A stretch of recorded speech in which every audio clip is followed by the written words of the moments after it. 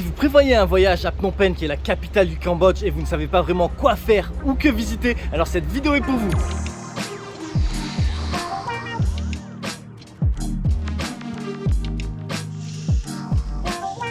Salut les amis, c'est Monsieur Puss et aujourd'hui je suis à Phnom Penh au Cambodge pour vous donner un itinéraire complet sur 2 jours dans la ville et sans perdre de temps. On commence directement au marché central. Bienvenue au marché central de Phnom Penh, inauguré en 1937 et dessiné par un architecte français à l'époque de l'Indochine. Ici vous y trouverez vraiment de tout, comme des souvenirs pour les touristes et plus étonnant, des coiffeurs, oui des coiffeurs dans un marché.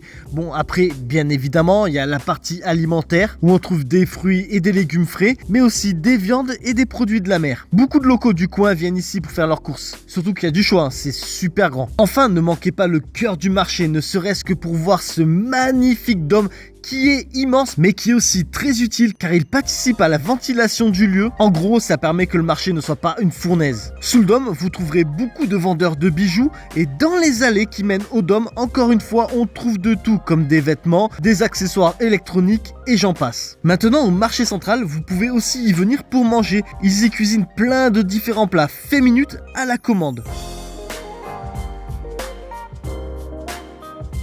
En voyant tout ça, je me suis dit que j'allais me prendre un riz frit pour le petit déjeuner. Et donc, verdict, ce riz frit passe bien. Et je me suis pris un petit sucre de canne fraîchement pressé. Pas mal. Et regardez là dehors, juste devant le marché, il y a même le vendeur de glace pilée. Franchement, c'est stylé, non ? Et allez, maintenant je prends la route direction notre deuxième destination. Deuxième arrêt de la journée, Wat Phnom. C'est un temple situé en haut d'une colline avec une énorme stupa blanche et un super beau temple. Notamment l'intérieur est vraiment magnifique. Ici l'entrée coûte $1. Oui, $1. Je sais bien, la monnaie locale c'est le riel, mais on paye aussi en dollars. C'est un peu bizarre, mais je vous explique ça après. Dans tous les cas, l'entrée est $1, ça fait un peu moins d'€1. Et maintenant, je vous montre l'intérieur du temple et la stupa, vous allez voir, c'est trop beau. Comme je vous le disais, l'intérieur est vraiment magnifique, ça vaut le détour. Perso, j'adore. En plus, il y règne une sérénité, c'est vraiment agréable. Ça change du marché bruyant, clairement. Ensuite, n'hésitez pas à lever la tête au plafond pour admirer les peintures qui sont de toute beauté. Et là, regardez, ce sont des prières écrites sur des feuilles en bambou. Il y en a plusieurs dans le temple à disposition des fidèles qui viennent prier. Je trouve ça super authentique. Maintenant, voici la fameuse stupa blanche de Wat Phnom. Au sommet de la colline de 27 mètres de haut. Ben, ça reste une colline, non?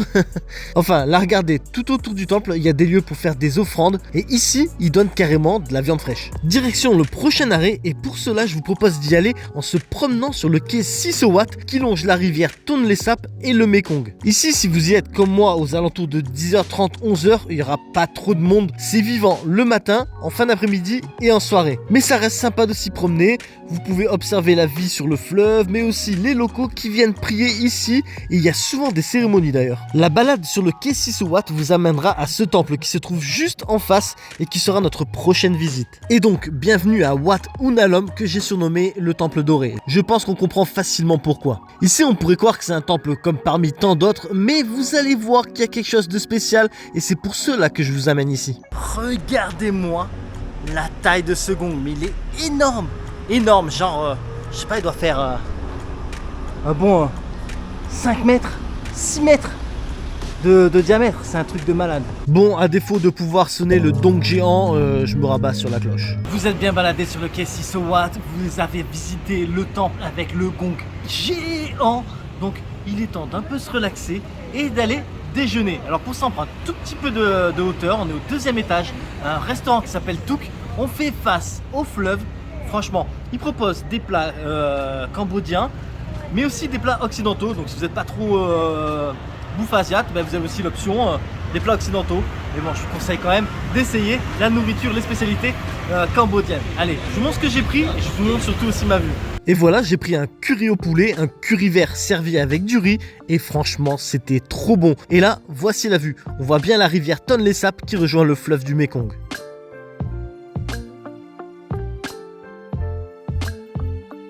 Voilà, on a refait le plein d'énergie pour repartir en baroude à Phnom Penh, explorer, découvrir ce qu'il y a à visiter. Mais avant ça, je fais une petite aparté pour vous montrer mon hôtel. Vous allez voir, je vous ai trouvé une pépite, c'est magnifique, perso j'adore. Et bienvenue à White Mansion, qui est un petit hôtel avec pas beaucoup de chambres et pour cause. Ici les chambres sont super spacieuses. Ma chambre, celle-ci, fait 40 mètres carrés. En face du lit, vous avez le coin bureau télé où se trouve de quoi se faire du café ou du thé. D'ailleurs, il y a même la machine à Nespresso, sympa hein. Vous avez également un frigo avec des boissons fraîches et un coffre-fort pour vos lingots d'or. Là, voici le coin salon qui se trouve à l'entrée de la suite. Il y a aussi une télé. En gros, dans la pièce, il y a 2 télés. Et à votre arrivée, sur la table basse, vous trouverez une assiette de fruits et un bouquet de lotus frais. Maintenant, regardez-moi la taille du balcon, enfin de la terrasse. Elle est immense, mais immense. Passons à la salle de bain, que je trouve aussi bien jolie, c'est sobre, c'est beau. Et enfin, l'hôtel dispose d'une piscine avec des transats. Et dans le prix est aussi inclus le petit déjeuner. Franchement, cet hôtel est top et abordable. Maintenant, si vous désirez réserver une ou plusieurs nuits à White Mansion, je vous mets un lien en description. Il vous suffit de cliquer dessus et en un instant, vous avez réservé toutes vos nuits. Ceci dit, on reprend les visites et passons maintenant à un incontournable à Phnom Penh, c'est le Palais Royal. L'entrée vous coûtera 10 $, soit 9,25 € et c'est ouvert tous les jours à partir de 9 h du matin. Le lieu est vraiment de toute beauté et la visite vous prendra environ 1 heure.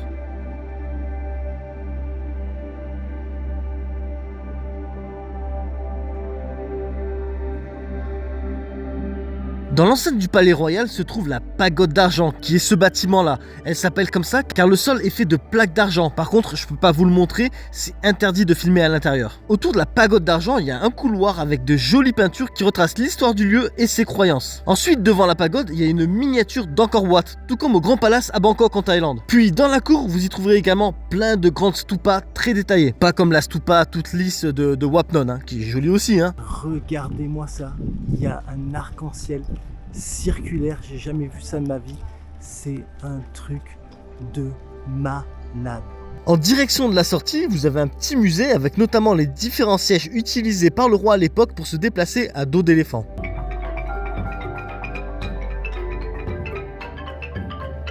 Avant de passer à la prochaine visite, maintenant je vais vous expliquer un peu comment ça se passe au niveau de l'argent au Cambodge et plus précisément au niveau de la devise. Alors la devise cambodgienne c'est le riel. Par contre ici ils utilisent 2 devises de manière courante, le riel et le dollar, et ça depuis des années. Et pareil, depuis des années, $1 est égal à 4000 riels. Alors ça peut vachement porter à confusion parce que des fois quand on va vous rendre la monnaie, on va vous rendre la monnaie en 2 devises. Je vous donne un exemple. Par exemple, vous achetez quelque chose à 2,50 $. Vous donnez 5 $ et on va vous rendre 2 $ et 50 centimes de manière en réel. C'est-à-dire, comme 1 $ est égal 4000 riels, on va vous rendre donc 2000 riels, ce qui représente 50 centimes. Donc vous aurez peut-être 2 billets de 1 $ dans la main et 2 billets de 1000 riels dans la main.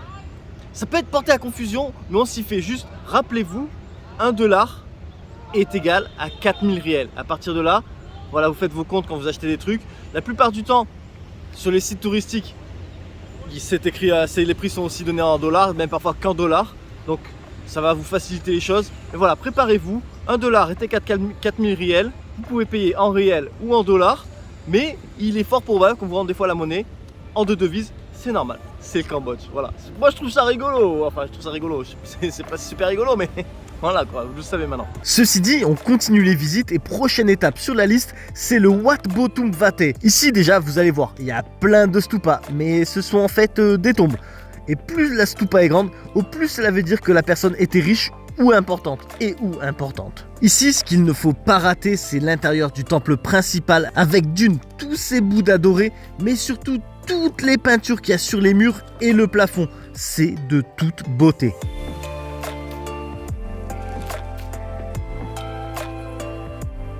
On continue notre balade toujours en direction du monument de l'indépendance, qui n'est pas celui-ci. Là, c'est le monument de l'amitié entre le Vietnam et le Cambodge. Un peu plus loin, vous allez découvrir la statue du roi Sihanouk Norodom. Et enfin, voici le monument de l'indépendance, construite en 1958 pour célébrer l'indépendance du Cambodge à la France suite à la chute de l'Indochine.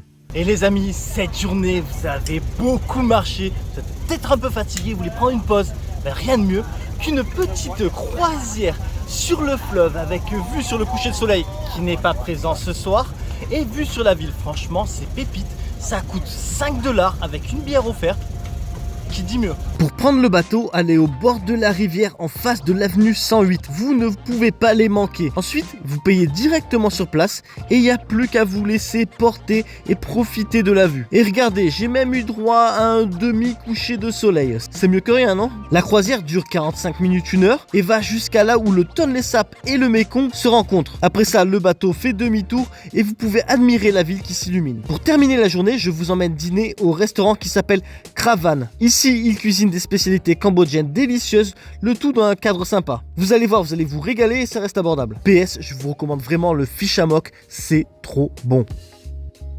Et deuxième journée, on commence directement à l'hôtel pour le petit déjeuner. Alors ici vous avez du choix et moi j'ai choisi le petit déjeuner français avec un pain au chocolat, un petit café, un morceau de pain avec de la marmelade d'orange. Donc comme ça je prends de l'énergie pour cette journée. Par contre je vous annonce la couleur, le début de la journée, le début du programme ne va pas être tout beau tout rose. Il y a un côté triste du Cambodge, il faut que vous connaissiez.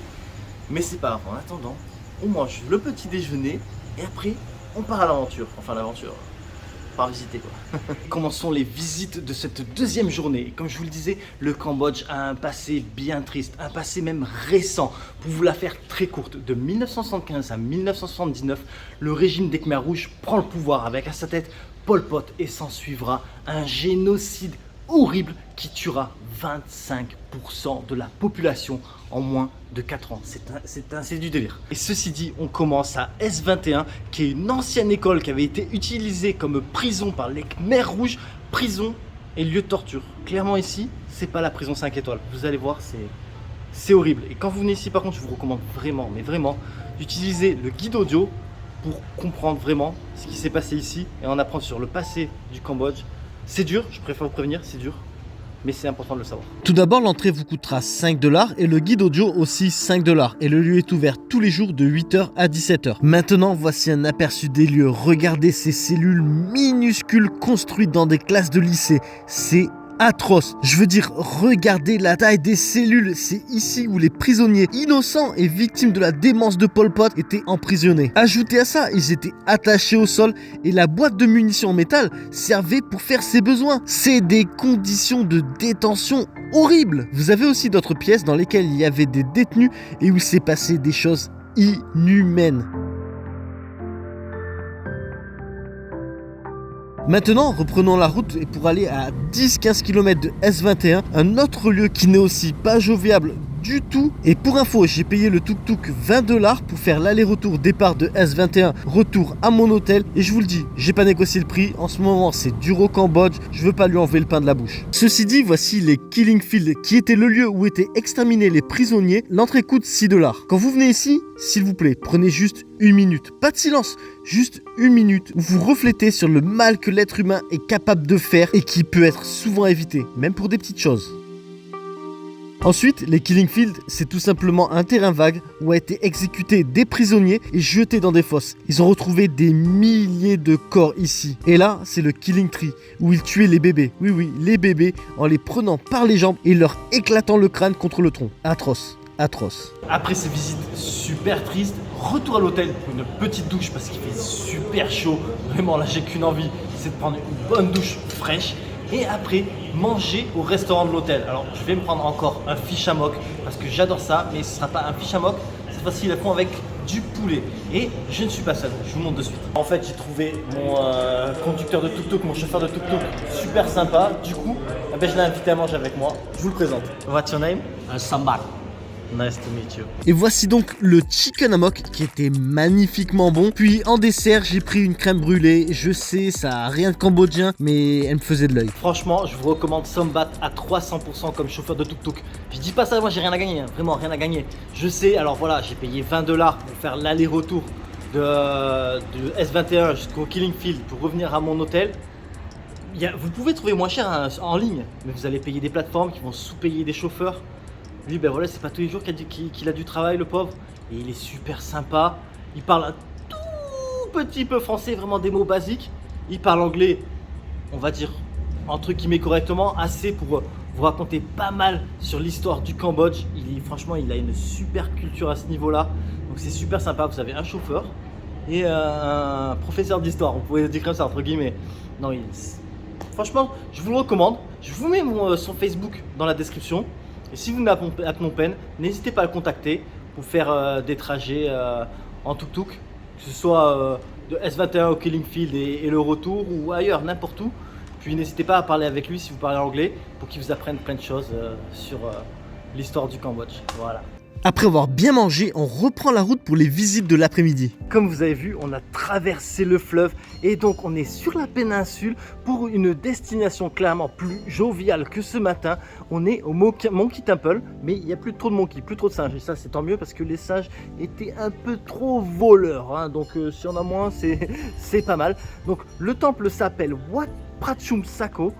Et il est un peu en dehors des sentiers battus. C'est pas le truc qu'on vous propose partout dans les itinéraires touristiques. Moi je le trouve sympa. Je vous le montre, vous allez voir. Il est cool, il est cool. Et puis bon, on peut voir quelques singes, mais faites attention. Faites attention. Ne les touchez pas par contre, hein. Ils sont pas copains.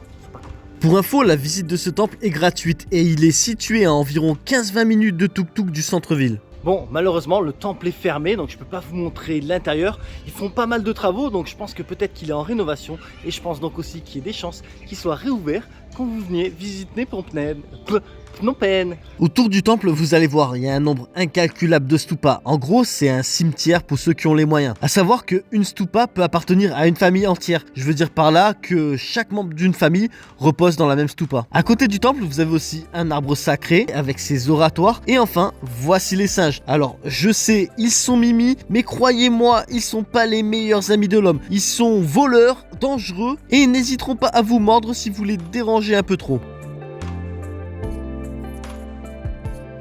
Maintenant, il y a un autre truc que je dois vous dire et franchement, ça me fait vraiment pas plaisir de vous le dire, ça m'attriste, mais je me dois de rester honnête avec vous. Ici, il n'y a pas que les singes qui sont voleurs, il y a aussi les enfants.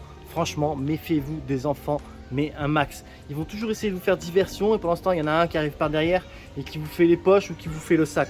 Donc faites super attention. Ou sinon, vous me demandez de l'argent en disant ouais, j'ai faim, j'ai pas de mère, j'ai pas de père, je vais pas à l'école. En fait, non, ils sont envoyés par justement les parents ou je ne sais quoi pour demander ça, mais l'argent ils vont clairement pas aux enfants.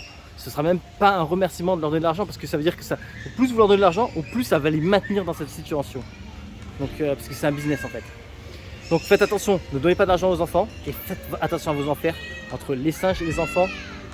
Voilà, après attention, hein, c'est pas une zone de danger, non, c'est tranquille, juste voilà, faites un tout petit peu attention, c'est pas non plus un truc de malade. Hein. Allez, on reprend la route direction notre prochain arrêt qui se trouve pas trop loin. Maintenant, petite précision, comme vous avez vu, là j'ai repris un tuk-tuk et donc quand je suis en ville pour les courts trajets, j'utilise PassApp. PassApp, c'est comme Uber. C'est super bien fait en plus comme application. Le seul truc, c'est qu'il vous faut un numéro cambodgien pour vous enregistrer sur l'application. Pour le moment, avec un numéro étranger, ça marche pas encore. Donc après, si vous achetez une carte SIM à l'aéroport, vous avez un numéro cambodgien, vous pouvez vous enregistrer. Ça, il n'y a pas de souci. Après, quand c'est des longues distances, soit comme j'avais fait ce matin pour aller au Killing Field ou que je prends quelqu'un pour toute la journée, là je demande avec un chauffeur de tuk-tuk, on parle, voilà, je vais aller là, on négocie le prix. Mais quand c'est juste des tout petits trajets, j'ai pas envie de négocier toutes les 10 minutes, enfin toutes les 10 minutes j'exagère, mais plein de fois dans la journée à négocier un prix parce que je vais là. Donc là j'utilise PassApp et pour les grands trajets ou pour un truc de toute la journée, je sais que je vais aller là, je le sais déjà à l'avance. J'ai planifié, là je vais avec un chauffeur et on décide sur un prix, on se met d'accord sur un prix. Donc court trajet PassApp, long trajet, un chauffeur privé comme ça, vous pouvez prenez dans la rue, vous parlez avec lui, vous vous arrangez. Bienvenue à Wat Pho Thiaram Wat Chas, un joli temple avec une particularité qui me rappelle des lieux à Angkor. Et ce qui me rappelle ça, c'est ces statues qui tiennent la queue du serpent à plusieurs têtes. Je trouve ça vraiment spécial.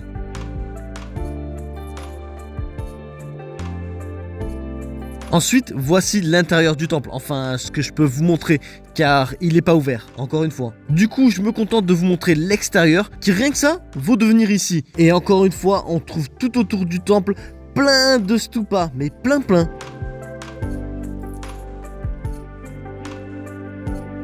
Comme vous avez vu, le temple est ouvert mais fermé. Et donc après une partie de pétanque entre les stupas et le temple avec les moines, partie que j'ai gagnée, enfin bon, c'était mal parti, je m'en suis bien sorti à la fin. Du coup, après on a un peu parlé et ils m'ont expliqué que le temple en fait il n'est pas tout le temps ouvert par manque de moyens, malheureusement. Du coup en fait ils ouvrent le temple que pour des jours spéciaux ou pour des cérémonies. Donc venez quand même ici, hein, ça vaut le détour, franchement le temple, même de l'extérieur, si vous voyez pas l'intérieur c'est pas grave, franchement de l'extérieur c'est déjà super joli. C'est un coin qui est clairement pas touristique du tout.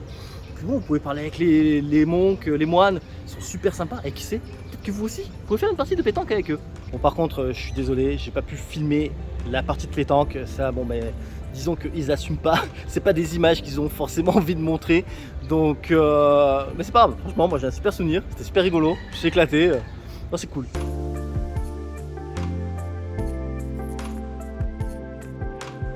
Je me répète, mais j'adore les cocktails et j'adore les rooftops. Donc la combinaison des deux nous amène à Eclipse Sky Bar. Ici, vous avez une vue à 360 degrés sur Phnom Penh. Franchement, c'est peut-être pas le plus beau niveau décoration, mais niveau vue, mais c'est simple. Vous voyez tout autour de vous, donc franchement, c'est flambant. Vous voyez le coucher de soleil, vous voyez le fleuve, les fleuves, franchement, c'est...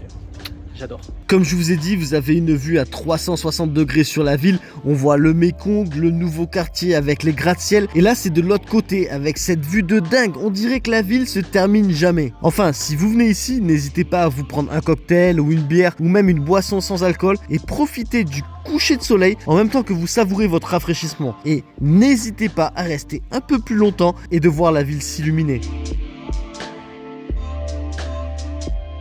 Terminer cette journée et cet itinéraire, je vous amène dîner à Khmer Surim, un restaurant qui propose des spécialités thaïlandaises et cambodgiennes. Franchement, le cadre est super, vous mangez bien. Rien de mieux pour terminer cet itinéraire de 2 jours à Phnom Penh. Voici ce que je me suis pris. Je sais, j'ai abusé. Faut pas que je sois étonné que je fasse 100 kilos. Et donc, sur la table, il y a des crackers de riz avec leur sauce. J'ai pris aussi un bon beef lok lak et en dessert, du lait sucré de noix de coco avec des perles de tapioca.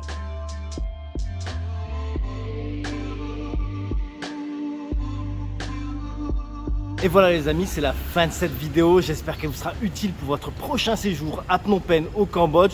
Si vous avez aimé, n'hésitez pas à mettre un j'aime. Franchement, ça fait super plaisir et ça vous coûte rien. Ceci dit, les aventures en Asie continuent. Donc si vous désirez ne rien manquer, n'hésitez pas à vous abonner. Et je vous dis donc à la prochaine sur ma chaîne La Bizette. Mouah. Je vous remercie d'avoir regardé ma vidéo et j'espère qu'elle vous sera utile pour votre prochain voyage. À bientôt.